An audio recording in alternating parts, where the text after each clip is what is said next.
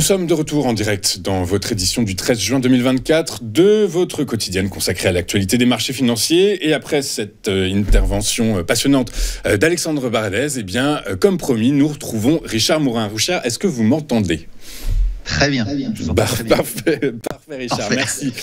Merci d'être avec nous, Richard, pour votre désormais bien connu rendez-vous bimensuel consacré. Alors, sont des market movers, mais revu à la sauce fondamentalement bourse, puisque vous êtes le fondateur de cette chaîne YouTube et du site internet qui porte le même nom.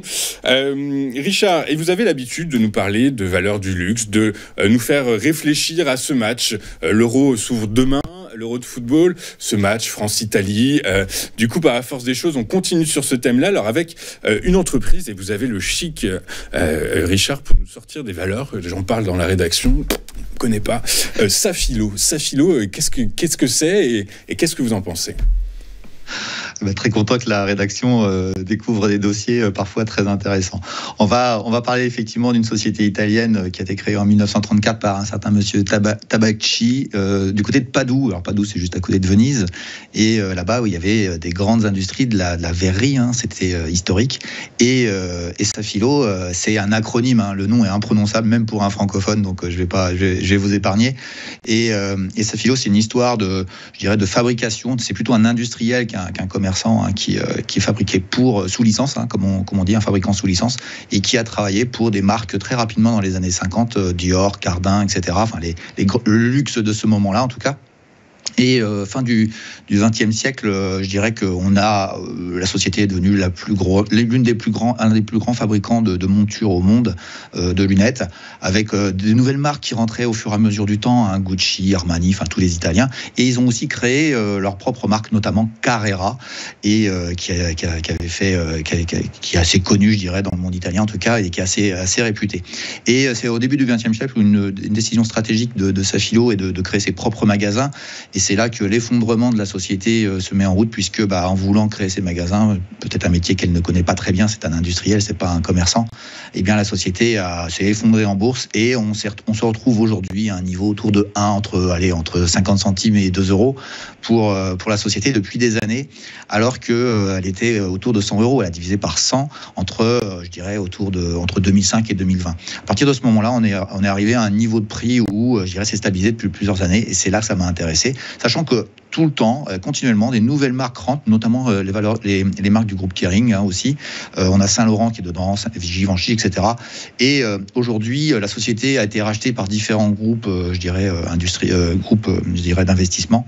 Et l'optique de Safilo est très intéressante. C'est pour ça que je voudrais vous en parler aujourd'hui. Je vais vous donner les métriques, vous allez comprendre ce que je veux dire à travers ça. C'est que le chiffre d'affaires actuellement est autour d'un milliard d'euros et ne bouge pas, il est très stable. La première chose à retenir, c'est ça. La deuxième, c'est que la marge d'exploitation, elle, par contre, est en augmentation récurrente depuis quelques années et continuera à le faire. On passerait de 2,9% de marge d'exploitation en 2021 à 2026, on serait autour de 7,44%. Donc, plus que multiplier par 2 la marge d'exploitation, c'est quand même révélateur de ce que veut faire la société. Alors, je dirais que le BNA, le bénéfice net par action, est un peu oscillant, donc ça n'a pas vraiment d'intérêt. Ce qui est important dans l'histoire, c'est de voir l'avenir.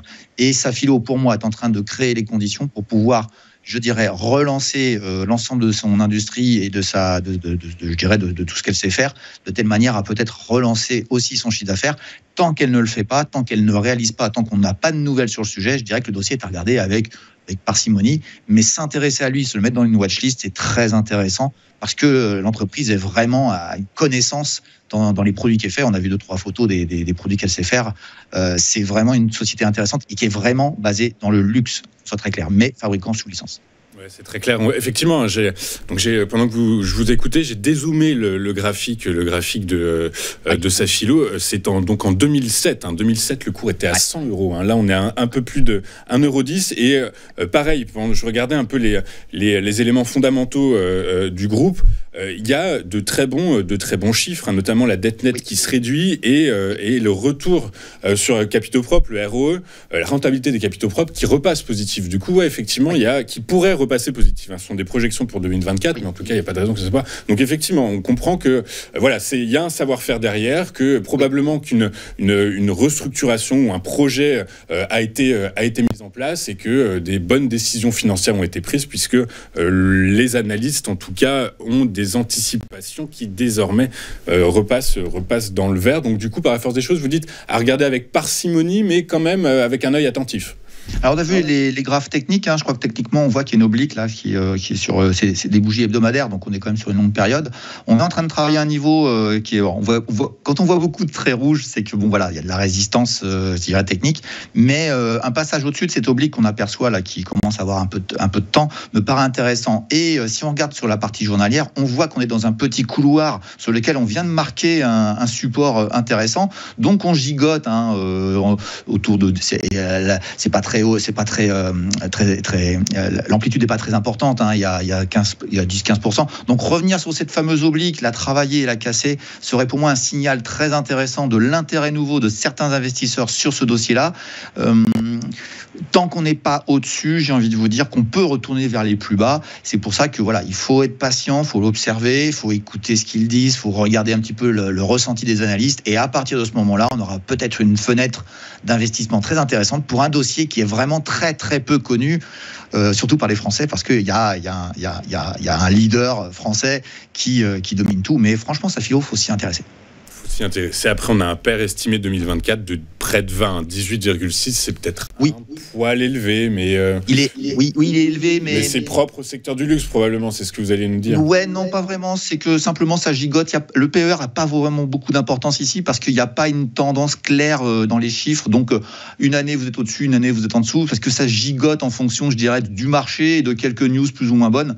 Moi, je pense qu'ils sont en train de construire quelque chose d'intéressant, ces gens-là, et il y a un vrai savoir-faire industriel qui lui, ne disparaît pas comme ça, quoi.